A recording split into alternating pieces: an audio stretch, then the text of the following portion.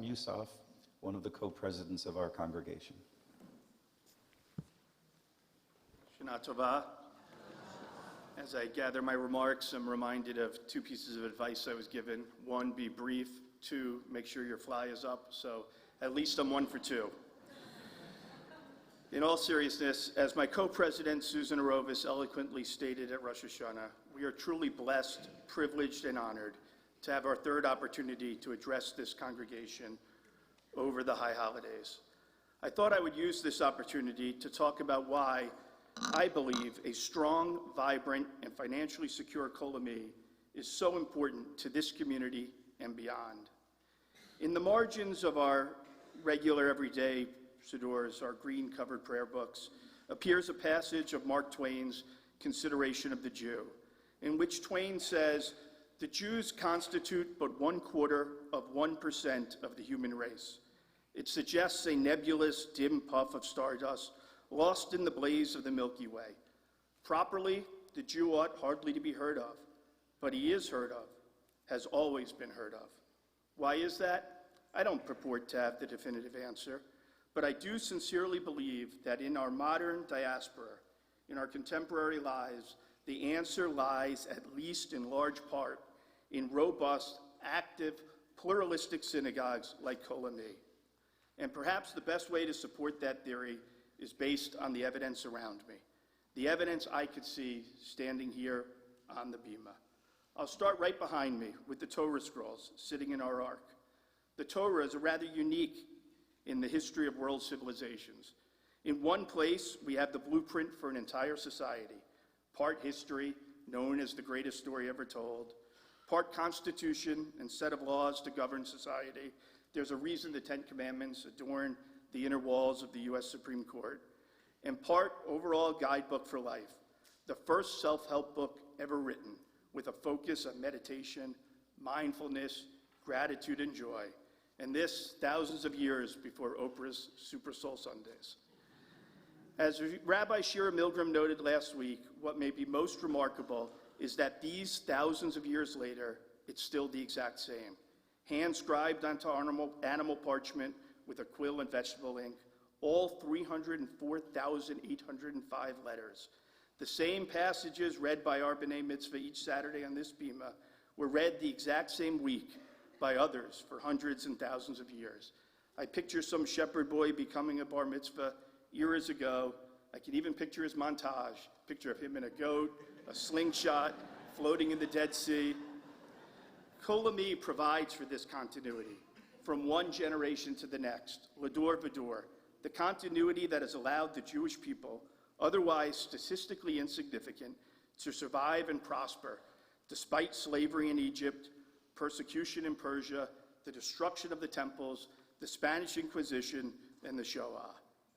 The next evidence I see are two flags.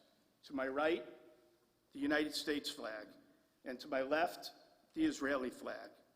And I don't see dual loyalty, I see proud American Jews. As Rabbi Tom Weiner said on Erev Rosh Hashanah, we Jews have perhaps never had it better than we have it here in this country. But recent times have awakened us from this slumber. In my short tenure as co-president, we've stood right here following Charlottesville, Pittsburgh, and Poway, comforting and uniting our community. I resent that we've led way too many board meetings focused on security rather than services. But we don't give in and we don't give up. The antidote to this pernicious hate is to grow stronger as a community, to bolster our synagogue life. And now to my left, the Israeli flag, a symbol of a revived homeland, a country that reinvented hope, 25 years younger than this synagogue. In those 70 years, it's beyond words to even imagine the miracle that Israel has accomplished. But we live in complicated times. So while Kolami stands strongly beside Israel, we're also not afraid to stand up to Israel, such as defending women at the wall or Reform Judaism in Israel.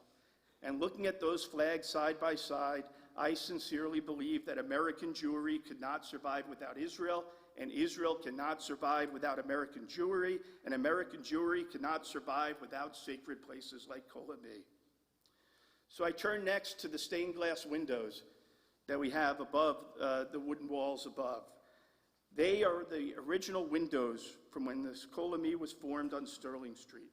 They represent the immediate generations before us, not the biblical figures, but the real-life people whose grandchildren and great-grandchildren still belong here and who recognize the importance of creating a vibrant Reformed synagogue in Westchester County. Without them, we would not be here today, and without us, the next generation won't have the opportunity to benefit the way we have, L'Ador V'Dor, the continuity of the Jewish people. And now the final and most important piece of evidence, you, all of you, filling row by row. I look out and I see baby namings and brises, b'nai mitzvahs and confirmations, weddings and anniversaries. I also see funerals and shivas and hospital visits.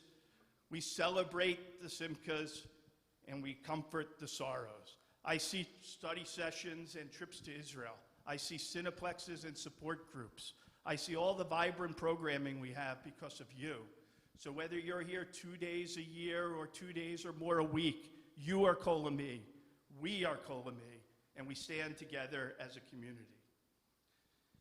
So how better to end my remarks on Yom Kippur than to recite the 4 questions. The 4 questions that I received since Rosh Hashanah. First question, when are you going to ask for money? Answer, now. And I don't do it with reservation or trepidation. I ask from the bottom of my heart, unabashedly and filled with pride. We simply can't survive without your generosity. I ask you to make Kol Ami a priority in your charitable and philanthropic giving. Give something that is meaningful to you. There are a lot of great causes out there, but I challenge you to reflect upon your giving and see if your giving truly reflects the importance of being Jewish to you, of continuing our traditions. Second question, why do we need a new Torah? We just watched several Torahs paraded through the congregation.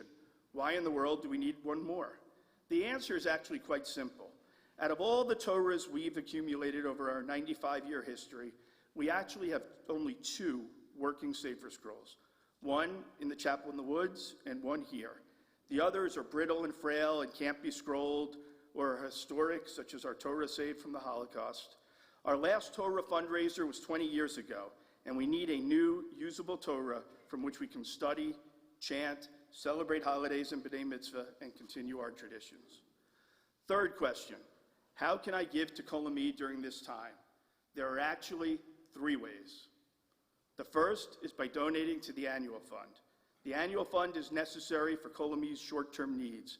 We simply can't balance our budget without the generosity of all of you who give to the annual fund. Our dues do not cover all of our operating expenses. Fundraising closes that gap.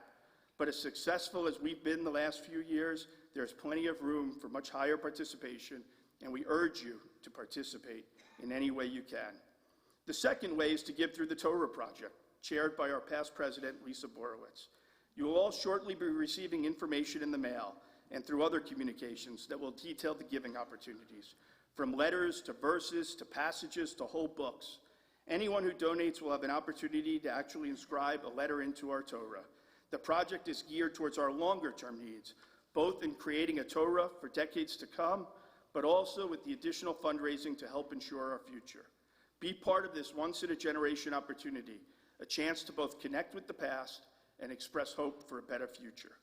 And the third way is, well, to do both, whether to the annual fund or the Torah Project or both, whether it's $36 or $36,000, please give something that is meaningful to you. And the fourth question I've been asked since Rosh Hashanah is, what are you serving for breakfast? But since we're all hungry, I'll go right to the announcements. I want to thank all of our congregants and others who have participated in today's service and made our worship that much more meaningful. Our afternoon service will be in the chapel starting at 3:15 p.m., and Rabbi Shira will be providing more context for that shortly. The family service will be in the main sanctuary starting at 3:30 p.m.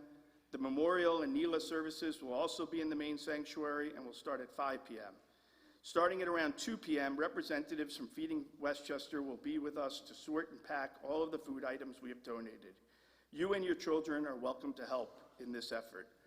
Following services, parents may pick up their children in the chapel and gym area. Gemar Chatima Tova, May you be sealed.